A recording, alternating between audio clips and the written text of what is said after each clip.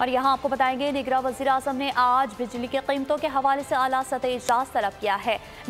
Discourse के अफसरान के बिजली के मुफ्त यूनिट्स खत्म कर रहे हैं। वफाकी वज़ीर इत्तलात मुर्तज़ा सोलंकी के बिजली के बिलों के हवाले से मीडिया को ब्रीफिंग। वफाकी सेक्रेटरी पावर डिवीजन ने बताया कि बिजली के टैरिफ का तयन नेपरा करता है। सेक्रेटरी पावर ने दावा किया कि 63.5% डोमेस्टिक सार्फिन के लिए टैरिफ में कोई इजाफा नहीं किया गया।